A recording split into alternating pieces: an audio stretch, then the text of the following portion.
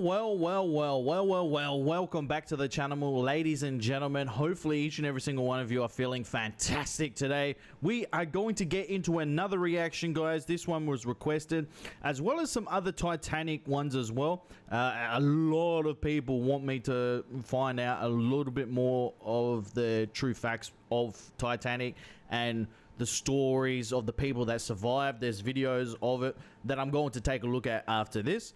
But this one was requested to me over on Patreon, and this one is called Why Kung Fu Panda is a Perfect Trilogy.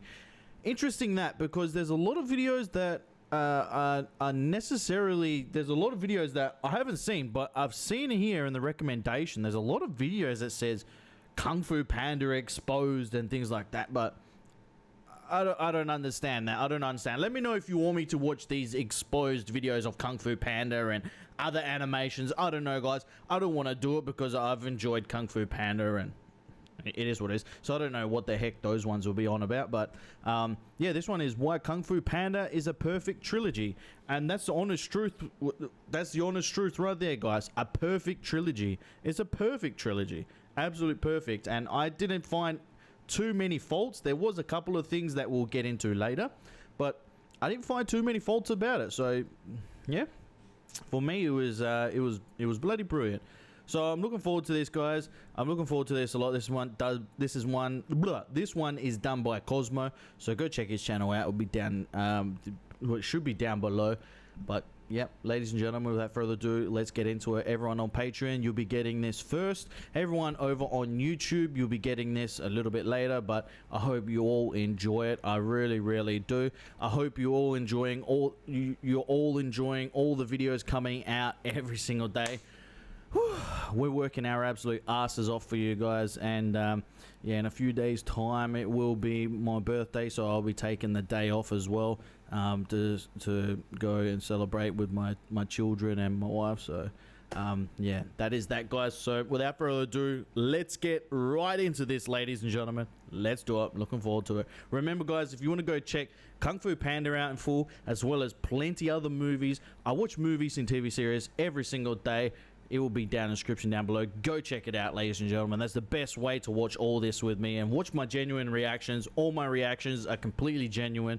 And yeah, there's no fake here, guys. There's no fake here. And if people know me from the main channel, people know me from Patreon, and the OGs from the second channel, you guys know that everything is 100% genuine with me, and what you see is what you get. So anyway, ladies and gentlemen, without further ado, let's get right into Why Kung Fu Panda is a Perfect Trilogy. Let's go.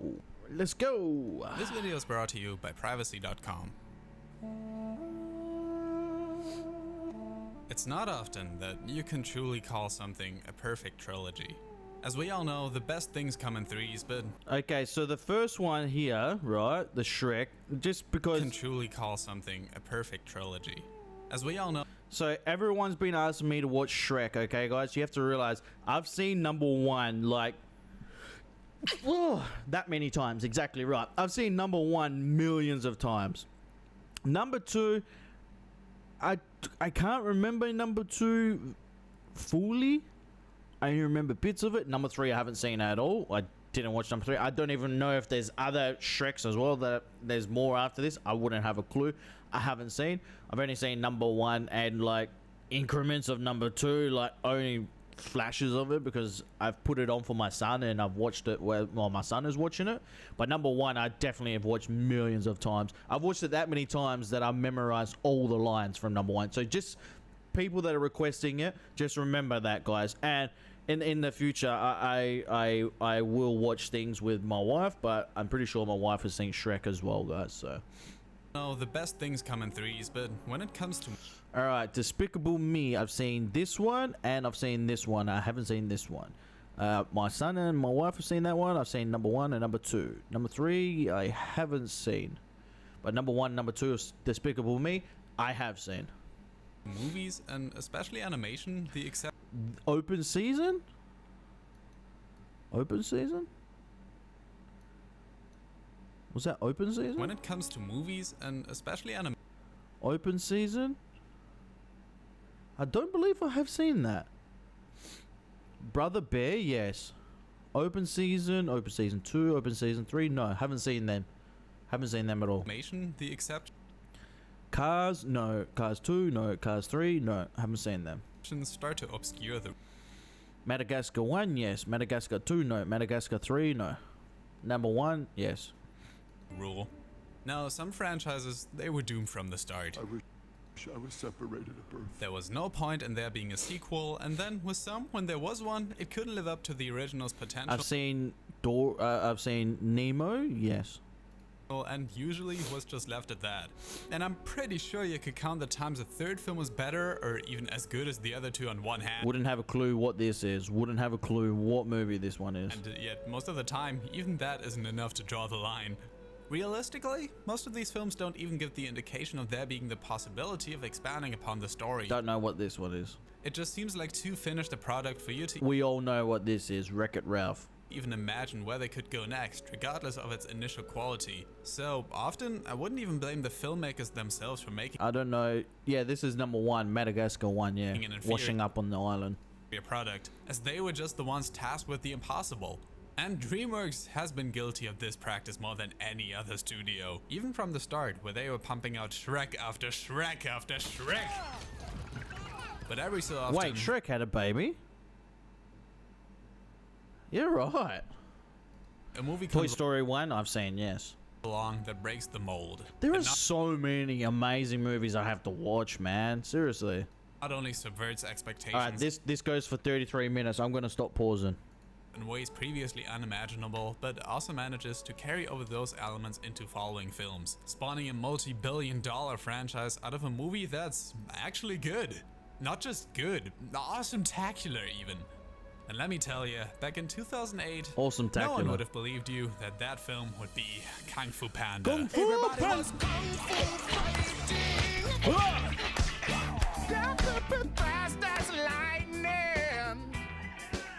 Don't you know it was a little bit frightening? I mean it when I say that this movie had no right to work this well. The last movie DreamWorks had released was Shrek 3. The same year also saw a B-movie whose only premise prior to release was The heck is this? A movie about a bee. You're right.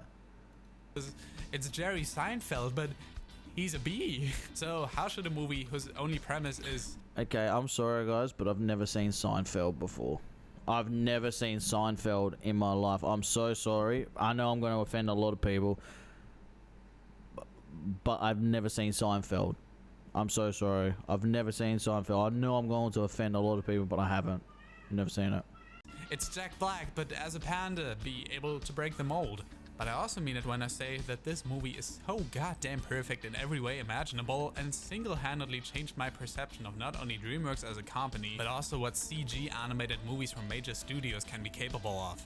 And today, I want to find out how it could have come to this. How an animated movie starring Jack Black as a panda could not only become one of the most beloved movies to date, but also spawn two of the greatest sequels in movie history. Mission accomplished.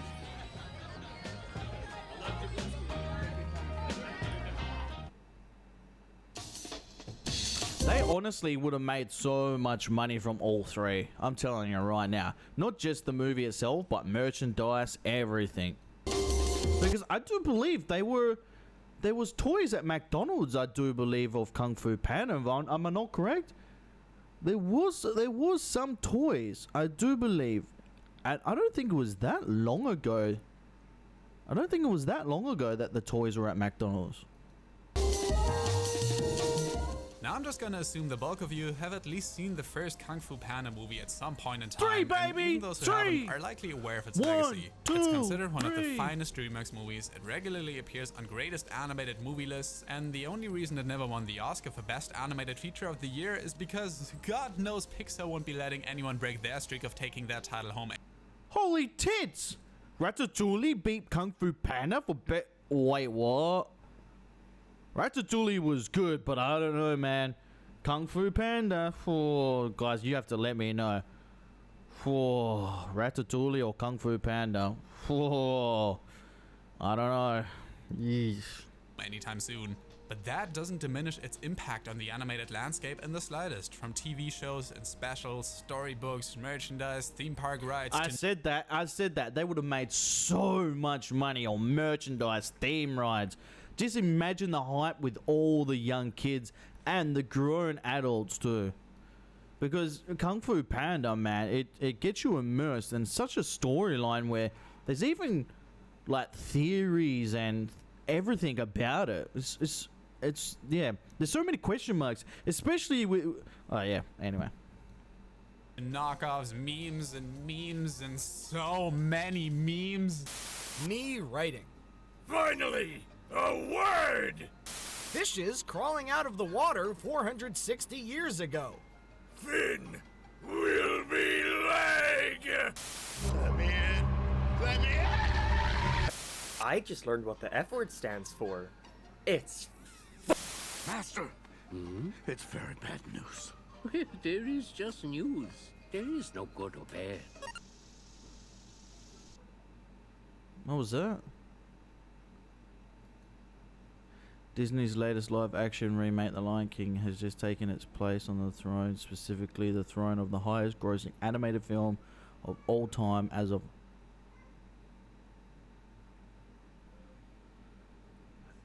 You're crap? No, I don't believe this. You're crapping me. What? No, bull dust. No way.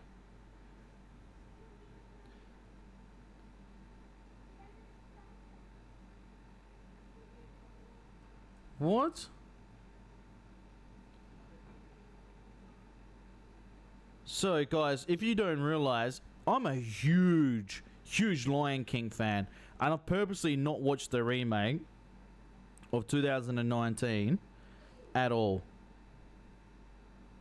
It made $1.65 billion box office. Holy tits. Yeah. Anyway, if anyone knows, I'm a massive fan, and I've purposely not watched it because I don't want to ruin my experience. Because you have no idea, guys, the nostalgia I get from The Lion King. You have no idea. The original, the OG, yeah, the proper good one. The original one was just nothing's going to beat it. I'm telling you right now, nothing's going to beat. In my eyes, yeah. Other people have got their own opinions, but in my eyes, yeah, the Lion King original, putting in that cassette tape, and once you have finished watching it, rewinding it back to the start, so the next time you put it freshly in, it just fires straight up in the VHS cassette. Oh, I can just smell the room. I can smell the room of and the aura of my grandparents just putting that VHS tape in, man. The beautiful cologne smell that used to just run through my grandparents' house putting the Lion King in, man. Just, oh, I'm about to freaking cry just imagining it again, man. Oh, man. That is bad news. When your order is ready at Burger King. Finally, a Whopper! Jesus Christ, what is going on with my ears? Should have gone for the head. Skadoosh. Skadoosh. I love Jack Black. And that's no accident. I mean, yeah, sure, nostalgia is a contributing factor here, as I for one have watched this movie 8 times in a row on a plane once. I'm something of a Kung Fu Panda expert myself, but even if you're totally unfamiliar with these movies, you probably have heard 1 or 2 lines from them without even realizing it. My tenders. Ah, my old enemy. Stairs. Yesterday is history. I forgot about that line. My old enemy, stairs. Tomorrow is a mystery, but today is a gift. That is why it is called the present. Yeah, I like that line. I like that line. This can be attributed to the screenwriters Abel and Berger, who had been executive producers on King of the Hill and worked on Mad TV and The Dog. Holy tits, they're from King of the Hill. All right. And no one's seen King of the Hill. Okay, if no one has seen King of the Hill, please just unsubscribe now. People probably saying things about me not watching Seinfeld, but I've seen King of the Hill. King of the Hill, come on. Have you not seen King of the Hill? Young kids at home, people at home, you need to see King of the Hill. Please. Please. Carlin Show, among others. But let's be real here, this franchise literally wouldn't be where it is today without Jack Black. I was saying that. I was literally saying that. I said that to my missus. I said that. Without Jack Black, this film wouldn't be as perfect, because Jack Black has that aura. And if you see him in real life, he's got that weirdness to him, which makes him a perfect candidate for Poe, because of how weird Poe is as a character. And I think that's what makes Jack Black so special. I know a lot of people won't agree with that, because, I mean, the celebrities have their haters, celebrities have their lovers, but Jack Black suited this character to the stone. It was, yeah, he was perfect for Poe. Absolutely perfect. Absolutely perfect. Just imagine Jack Black, okay, being half naked, dancing around like Poe. I could see it happening. I'm telling you right now, doing kung fu. The man does it in his underwear on TikTok. The man does it in his underwear on YouTube. I could see him perfectly playing Poe, the real life Poe. That's actually a good thing too. I wonder if they ever do that, like the human like version of Kung Fu Panda. That'd be a good movie. Huh. He is Poe. And unlike stuff like B-Movie or Shark Tale, I don't mean that in the sense of they he was in B-Movie and Shark Tale. What the heck is Shark Tale?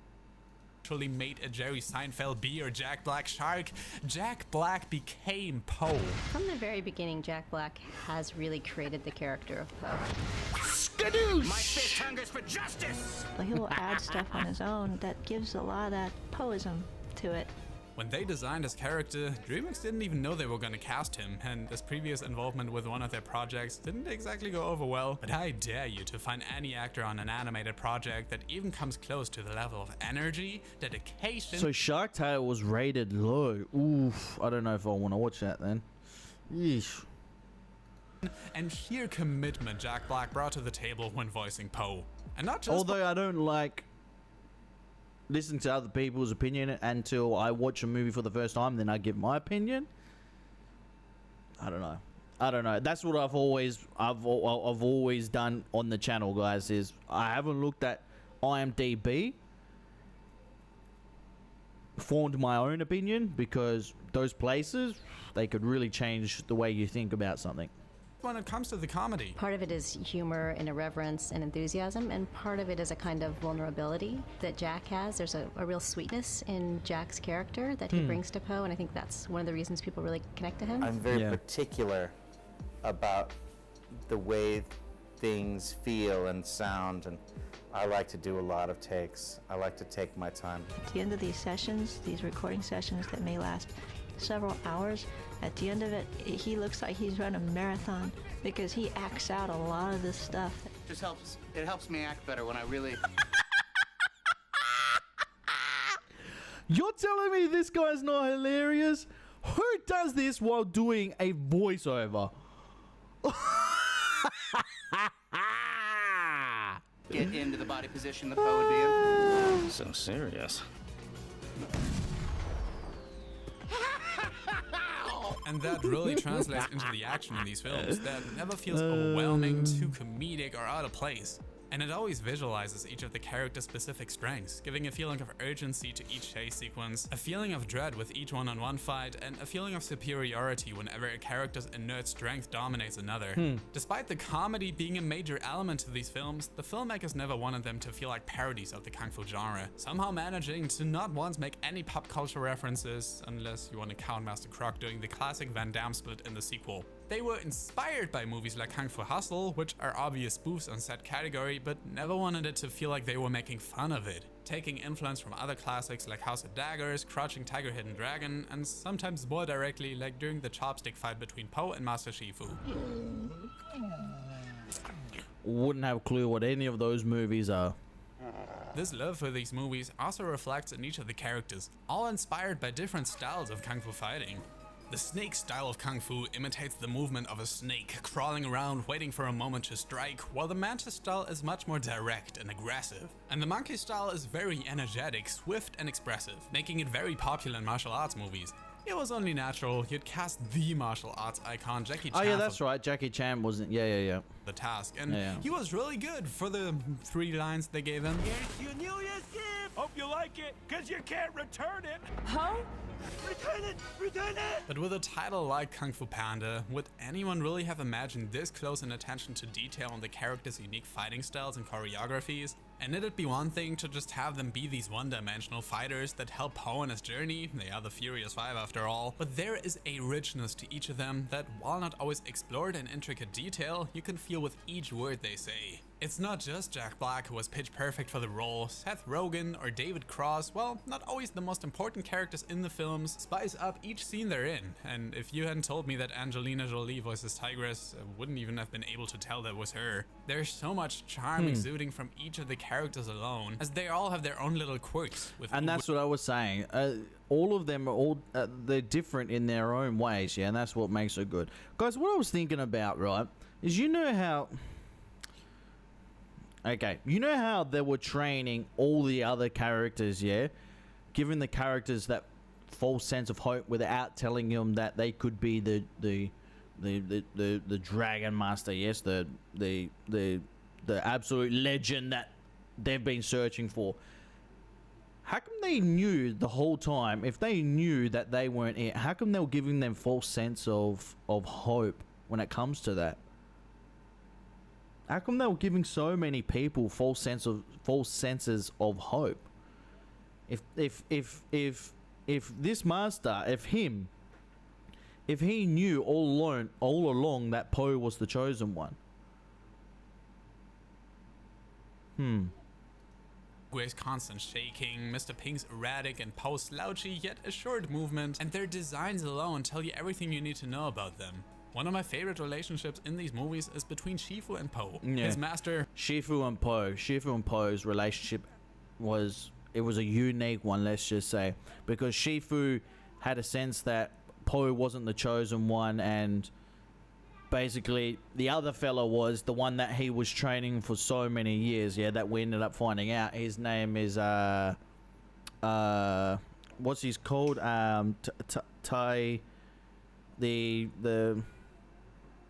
The tiger. What's his the leopard, the tiger. I've freaking forgotten his name already. Remember, I've only seen these once, guys. I've only seen these once. You got to remember this. I've only seen this once, so I'm doing a good job to remember it. So I think while editing it, guys, you realize I have to break everything down. So he realizes that basically Po shouldn't be the chosen one because he was training someone else to be the chosen one, yeah? I don't know. There's a lot more to it. From the start. I don't know. I could be just waffling on, but let me know, guys. Let me know. I did not get along with One sec. I actually need to go. One sec. I need to go to the bathroom. This pupil at all, going so far as to outright tell him this by the second movie, but once he finally opened himself up to Po's unique way of going about a situation, it becomes clear that it was no coincidence that he was a red panda. That moment where Shifu finally calls Po by his real name instead of always referring to him as Panda holds so much I didn't even notice that. I did not notice that. Way to it, and especially moments like the end of Kung Fu Panda 1, where Po holds what he believes to be his dying master in his arms, makes it feel like a complete journey, not just for Po, but Shifu as well. Yeah. I'm not crying. No crying. The drama and tension in these movies are at a level that should not be feasibly possible for a franchise whose marketing catchphrases included Kung Fu Panda 3, the wait is over, or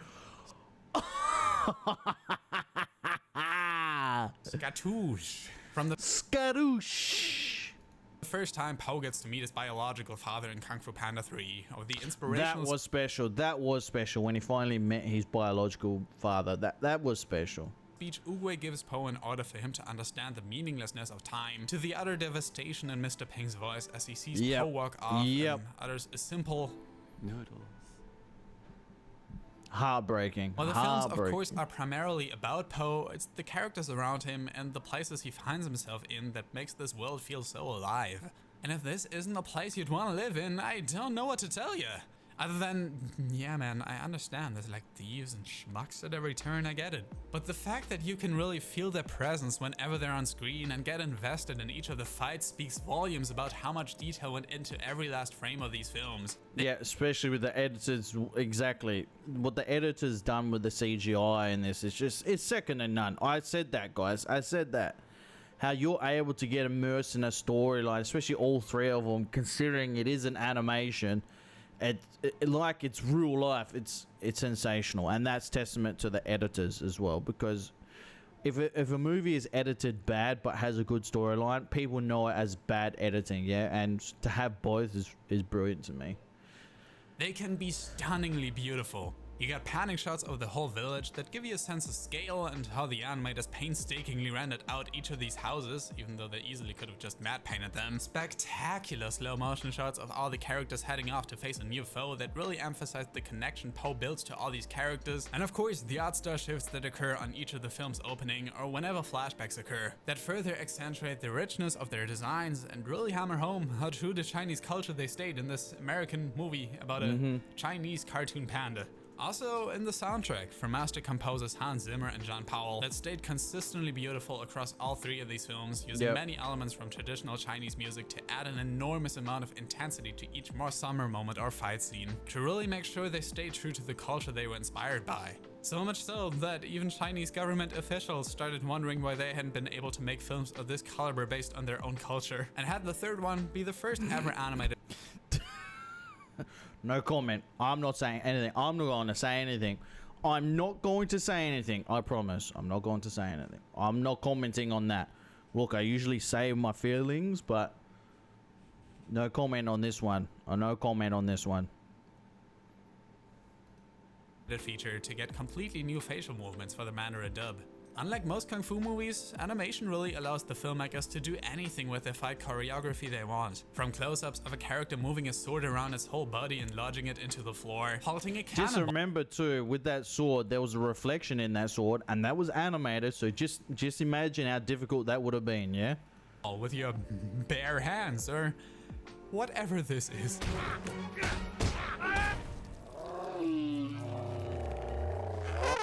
You know what? Let's talk about this guy, shall we? Part 2. Noodles don't noodles. We've already established that each of the characters played a key role in Poe's journey, but when saying that, it's impossible to disregard the villains. Arguably the most vital part of each of these films, and also most representative of each step on Poe's way to become a true dragon warrior. It all began with Tai Lung, Master Shifu's ex-student turned bad guy turned prisoner whose only goal it was to know the secrets to Kung Fu. And he would have gotten away with it if it wasn't for this meddling turtle who saw a great evil in him that ultimately also led him to face off against his former teacher who denied him what was rightfully his. Poe didn't really have much involvement in this. He wasn't responsible for Tai Lung turning out the way he did, and wasn't even aware of his existence before being chosen to be the Dragon Warrior, a title he never aspired to have. These two characters were bound to cross paths eventually, as with his. Poe didn't really have much involvement in this. He wasn't responsible for Tai Lung turning out the way he did, and wasn't even aware of his existence before being chosen to be the Dragon Warrior, a title he never aspired to have. These two characters were bound to cross paths eventually. So Tai Lung, who's responsible for Tai Lung being the way he ended up? That actually just makes me, holy crap. That just makes me think there's a reason why Tai Lung was like that. So if Po was supposed to be the Dragon Warrior, then that just makes me think Tai Lung was trained to be the Dragon Warrior. Was he being lied to the whole time, Tai Lung? Was it Master Shifu? No, it wasn't. It was, what's his face? Uga. Oh, wow. My mind is blown. My mind is blown. There's so much more. There's so... Oh my gosh, bro. Now I know why people are saying that there's so many things that are open to interpretation. As Uwe told us, nothing happens by accident, but went about it completely different. Tai Lung always knew he needed to become the Dragon Warrior and was willing to do anything it takes to get there. While for much of the first movie, Po was completely opposed to being the Dragon Warrior. But there can only be one Dragon Warrior, that's the thing. And if Po is the chosen Dragon Warrior, Tai Lung can't be. That makes me think that Uga knew that he wasn't the Dragon Warrior this whole time. So why was Master Shifu training him for that long? If they knew Po the whole time was supposed to be the Dragon Warrior. Reluctant to accept his own destiny, and only in realizing that there is no set path to become the best you can be, that there is no secret ingredient, did he find the courage to stand up for what is right.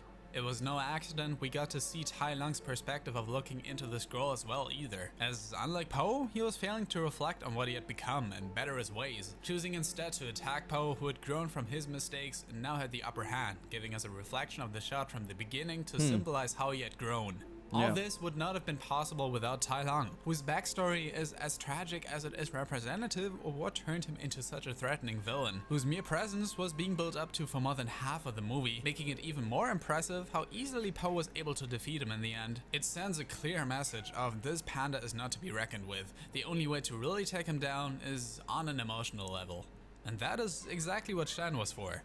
Kung Fu Panda 2 upped the ante in more ways than just its villain, like the character dynamic between Tigress and Po, the action and cinematography, but to me, Gary Oldman as a peacock is the highlight of this movie. Each moment with him on screen is like a feast. He's the perfect blend of menacing and maniacal. His reveal didn't even need to be built up. His mere presence clashes so wildly against anything else happening on screen that it simply demands your attention. Find more metal!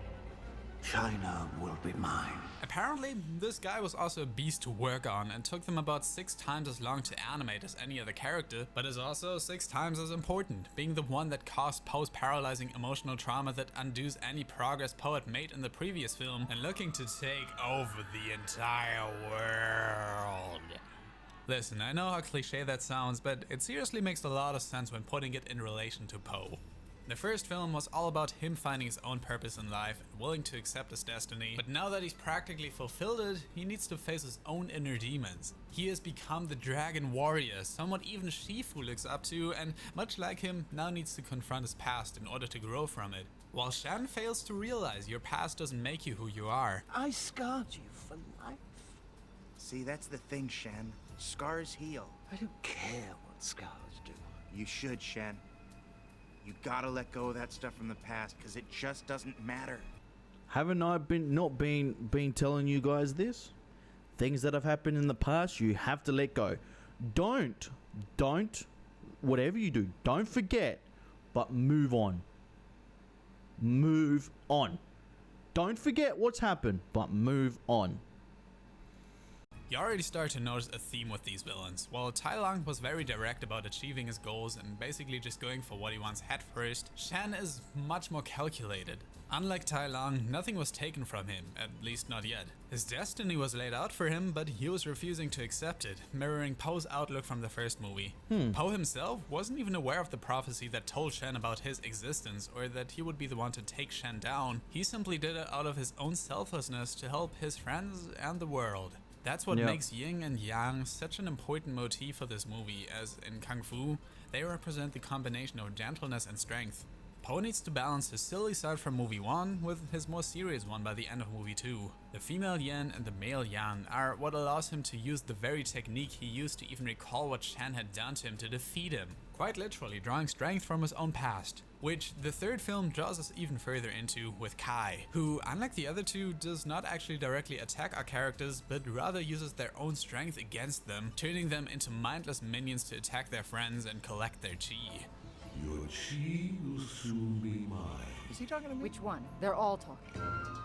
Chi is something very different from the other themes in these movies, as it doesn't involve either raw strength or defense, shielding yourself using your own past, but rather something that comes from deep within. The relationships you've developed with the people you love and the impact you've had on them. Kai would likely be a strong opponent even without the power of Chi, but instead of developing his own skills, he rather chooses to use others to his own benefit. This, however, would ultimately prove to be his downfall, as unlike Poe, he wasn't able to handle all these different strengths Poe had harnessed at once, showing that there is no shortcut to greatness. But I think what makes this whole fight even more interesting is that Poe wasn't able to defeat him using the Wuxi fingerhold.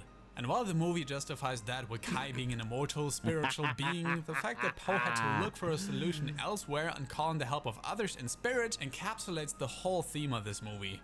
If you're unsure about what exactly that is, let's go back to the first one.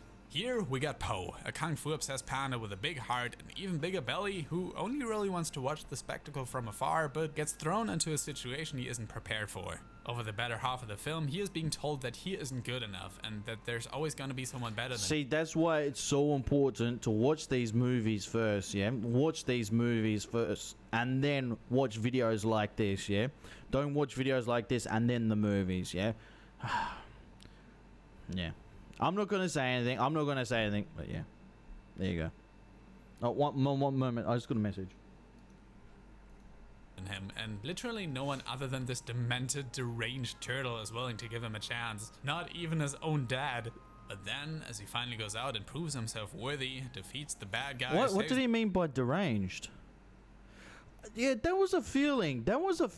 See, that was a feeling I was having, and I didn't really want to say it at all because I didn't want to sound crazy, but I felt like Ugo was really, I don't know. There was something about him. That was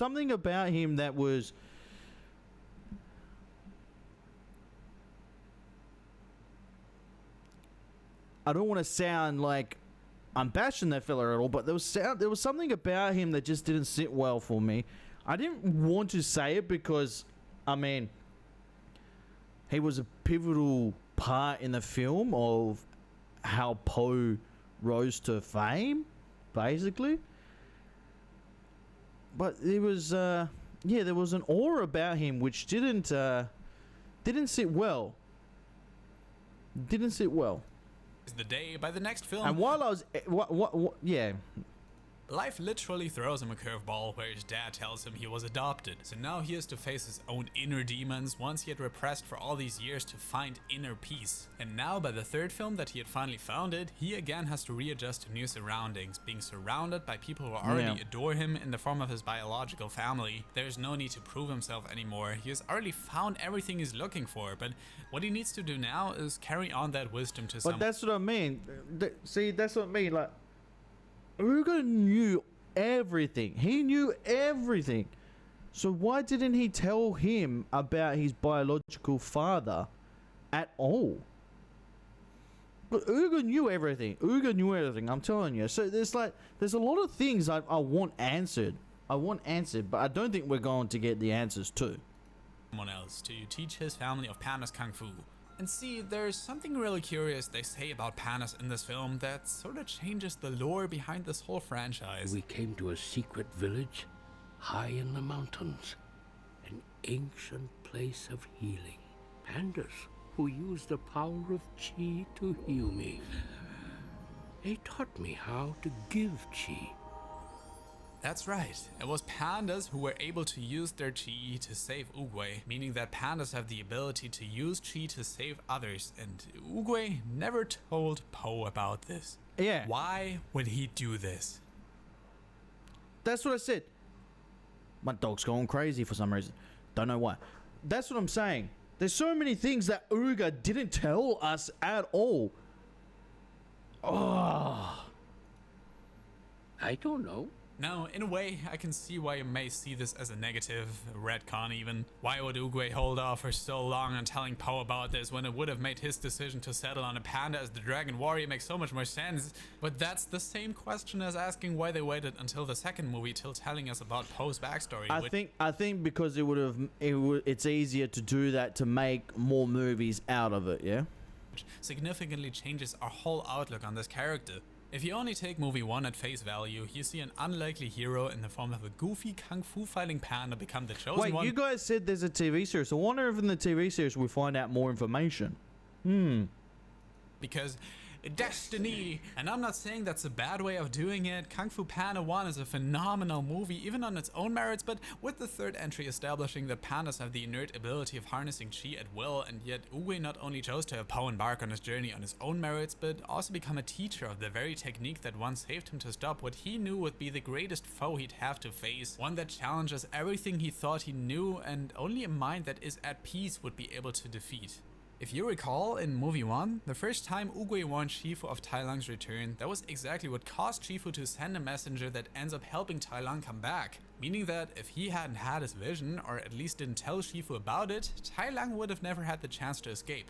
The same thing happened in the second movie, where Shen was completely awestruck by the destiny that awaited him and did everything in his power to go against it to no avail. And yet Po, who actively went against becoming the Dragon Warrior, was able to defeat him only thanks to the realization that there is no secret ingredient. That all you need to do is essentially believe in yourself.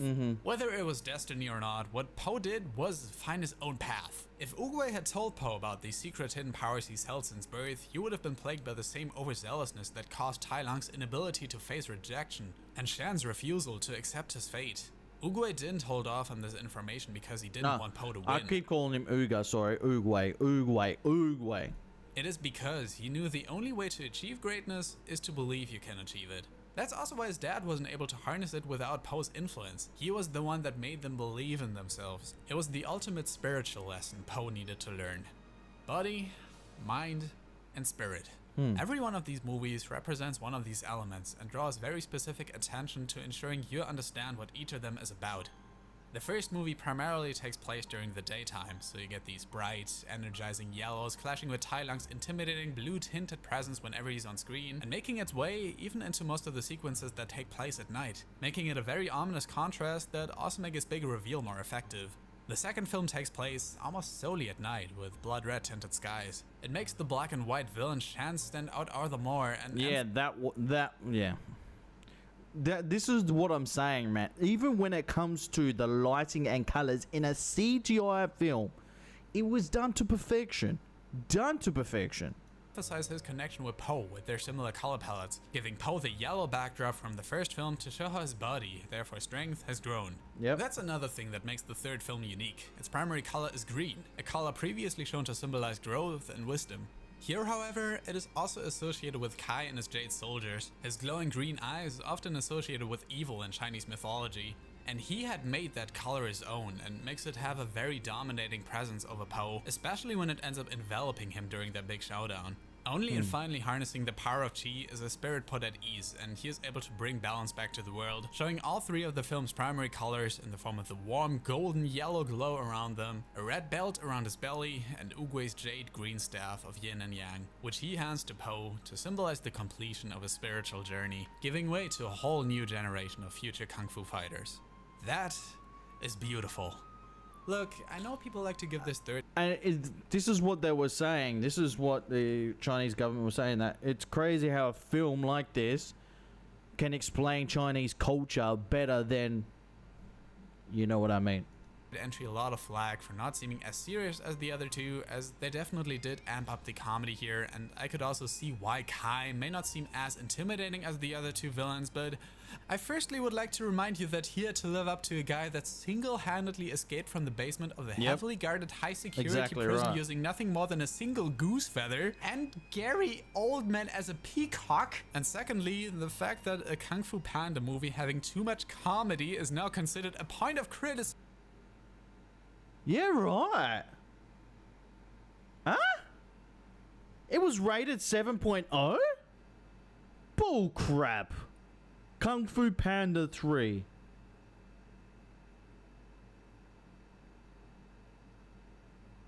I'm done. I'm dead. 7.1. Okay. Nothing in this movie is funny at all. Robert Iglesias. Nothing in this movie was funny at all. Po is a character. who was amazing, who makes dumb jokes throughout the whole movie. The character development is weak and the plot should have been more serious. The comedy in this film ruins the movie, the whole movie. The other movies in the series are better than this. Okay, ruins the whole movie. Ruins the whole movie. The comedy in this to make Poe look dumb ruins the whole movie. Okay, that's his opinion. Ruins the whole movie, but 7 out of 10. He's rated it 7 out of 10. Well done, Robert. Well done, buddy. Well done. But like I said, hey, people are entitled to their own opinions. It is what it is. It is what it is. It is what it is. Criticism says a lot about how far this franchise has come. I mean, of course, each one of these has its own set of strengths and weaknesses, but I dare you to find any trilogy other than Back to the Future that doesn't. I dare you to find any movie not to have flaws. Any movie. In the first film, the Furious Five didn't have nearly as much of an impact on the story as the movie led them up to have. The ultimate conclusion is a bit of a deus ex machina, and Oogway's sacrifice didn't seem to phase the characters as much as it should have, while the second film had a few characters that probably could have been written out of the story, and no, that's all the complaints I could even think of that one might have for the sequel. And I don't know if you've been keeping up with movies recently, but there aren't too many third entries at the level of quality of Kung Fu Panda 3, and I shall forever defend my J.K. Simmons Warrior Zombie Ball.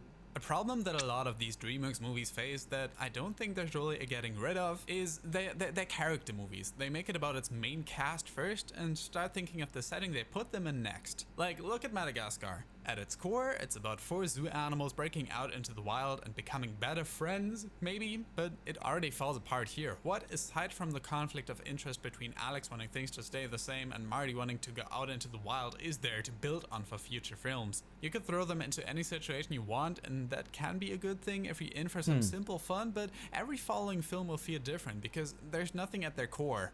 I still occasionally confuse Madagascar 3 with the Penguins of Madagascar, which in return could easily be confused with the TV series of the same name, but that doesn't make a difference because, honestly... They have their own movie, The Penguins of Madagascar? Really? And their own TV series? Yeah, right. This works much better as a TV show anyway. You don't need to put your resources into making these theatrical releases. While Kung Fu Panda is a hero's journey, much like it was for... How to Train Your Dragon. Come on, telling me 1, 2, and 3 weren't good? You telling me How to Train Your Dragon wasn't good? Say How to Train Your Dragon, which is also why that film's sequels still work. Their world feels lived in, and they don't just put them in random places for... What is this, gift bait? That being said, I completely get anyone's worries they may have had for this film. It is the third of the trilogy after all, and leading up to it, we not only saw a lot of the new additions to the cast drop out last minute, but also advertising that put a strong focus on the baby aspect of the film, and... I can't help but feel we've already seen that before. But again, this only makes sense when you consider the journey that got Poe to this point. Family and friendship have always played a huge role in these films, and meeting his biological family symbolized another huge step in improving on his own self-worth. Not to mention the stellar voice work with Bryan Cranston as his dad, and one of the coolest fight sequences between Kai and the Furious Five. Still, if I had to pick a favorite, it would likely be the second. We learned so much about Poe's past. The chase sequence down the valley is one of the funnest of the three. Its visuals give such a sense of dread, and Shen's interactions with the soothsayer alone make him one of my favorite animated villains of all time. If you continue on your current path, you will find yourself at the bottom of the stairs. But what really sticks out about him and gives him such a chilling presence is how little he feels like part of this universe. I don't mean that in him feeling out of place, his design is one of the coolest they've had, but in how he has a complete disregard for any of the conventional wisdoms of Kung Fu we've learned about in the first film. See, Tai Lung, with how threatening he was with his sometimes close to supernatural fighting skills, could only harness so much power. He was still constrained to his physical abilities, the ones he'd learned through his training with Shifu. He was a one-man army, there was no one to turn to, and he drew power from that. Shan already came from a wealthy and powerful family. His destiny set out for him and was willing to do whatever it takes to change it, using every weapon and dirty trick at his disposal. Even Kai had a very specific goal in mind, wanting to harness all of China's chi, and Tai Lang only ever wanted what was rightfully his, while Shan is pure chaotic evil. The film's director Jennifer Nelson, the first ever female director on a major animated movie, really brought a whole new level of realness and intensity to this film. The last 20 minutes are an absolute roller coaster of emotions. But realistically, each one of these built upon the legacy of the last and not only expanded on its lore, but also upped the stakes, upped the visuals, upped the emotion, upped the tension, upped the drama, and it's all just a question of how evenly distributed these elements are. If we had more comedy in the second movie, scenes like the big reveal of Poe finally remembering his past wouldn't have been nearly as impactful, much like if had they dumped all that onto us in movie 1. It would have taken away from the relationship he'd been building with the Furious Five and Shifu, and potentially ruined this theme of you don't need anyone to believe in you but yourself. As what I really like about these movies is how every element seems to be tying into another, or it gets brought back another time. When Poe's dad says he thought about selling tofu one day, the next film will see him selling noodles and tofu. If Tai Lang challenges Poe to sit on him, Poe does. And if Poe has a dream about a giant bull he has to defeat in order to save the world, well, Kung Fu Panda is not just a perfect trilogy because the sequels aren't worse than the first. It's a perfect trilogy because they surpassed not only expectations, but their quality.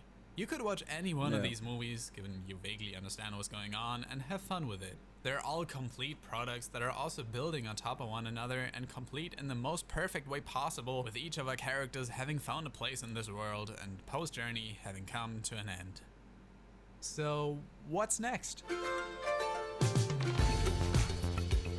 DreamWorks had already announced a while ago that these three won't be the last we'll see of the Kung Fu Panda franchise, and while we don't yet exactly know what Clearly, DreamWorks aren't in any rush with the Kung Fu Panda franchise. All the way back in 2011, the CEO Jeffrey Katzenberg kickstarted the suggestion that there would be many as 6 sequels to the series. For me, it had always been a trilogy in terms of the exact arc that we were working on.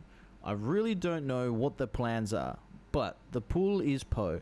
Poe is the world, so I'm sure something will happen at some point. But it's just that I don't know what. So the plan is to have, well, they suggested to have 6 sequels. Well, that's pushing it. What they mean by this, I wouldn't be surprised if it wasn't focused on Poe as a main character.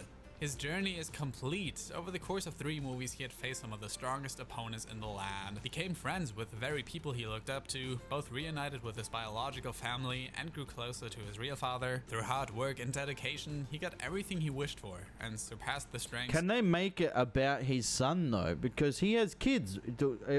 I can't remember. Does he have kids at the end of the third one? Even of his own masters, becoming a full-fledged dragon warrior.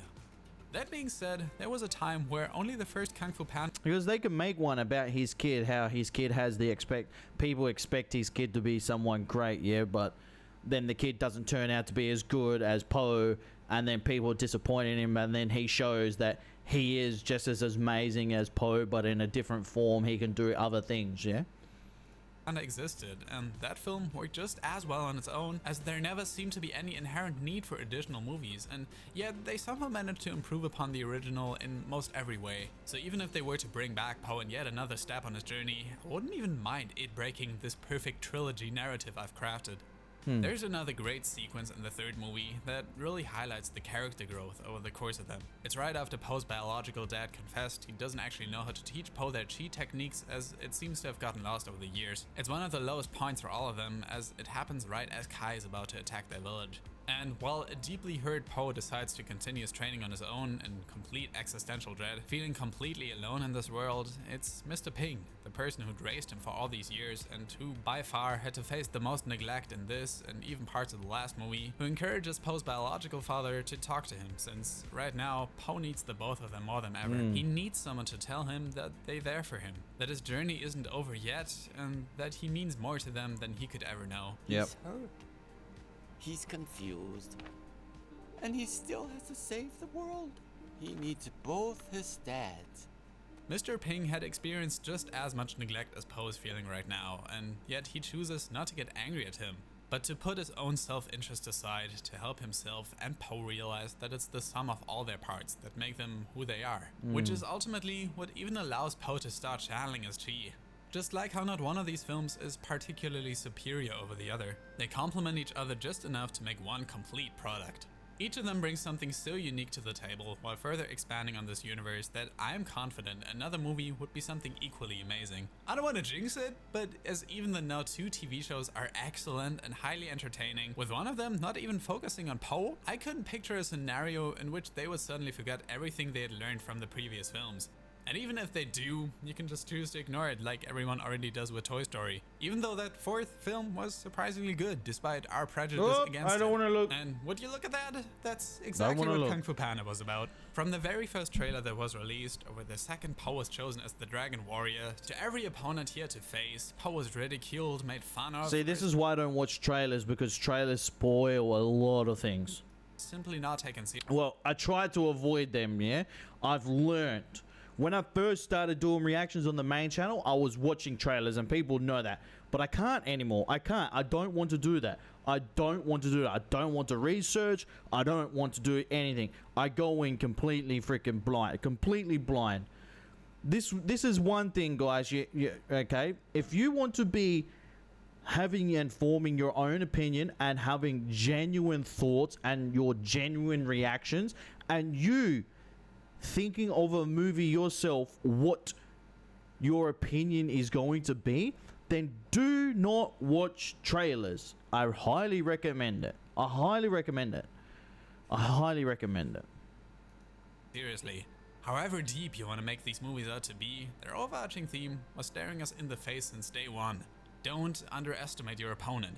Don't underestimate a village of big, lazy pandas. Don't underestimate the raw strength of a tiny, unintimidating Seth Rogen mantis. Don't underestimate the sheer willpower to escape the place someone like Tai Lang had been held captive in for years. And don't underestimate the magic that can lie in a dumb movie about a kung fu fighting panda starring Jack Black. A movie that I hold so dear to my heart, I almost missed my deadlines fixing up the script gushing about it. This, in my opinion, is the greatest animated trilogy created, and I know How to Train Your Dragon is very high up there, but nowhere did I feel such a sense of fulfillment, consistency, and balancing of all the elements that made the original so great as in these 3 films combined. All the people involved in the creation of these movies did a phenomenal job that had a huge impact on myself, pop culture, and the animation landscape as a whole. To me, Kung Fu Panda is a perfect movie, Kung Fu Panda 2 is a perfect sequel, and all 3 together are nothing short of a perfect trilogy. Yep. And no one can ever take that away. I'd like to thank Privacy.com for sponsoring. I agree with a lot of things he was saying in this. I honestly agree with a lot of things he was saying in this. But this is what I'm saying. This is what makes this good too, because... Well, this is what makes it great, because there's so many question marks that we have about everything within inside of the 3 films, yeah?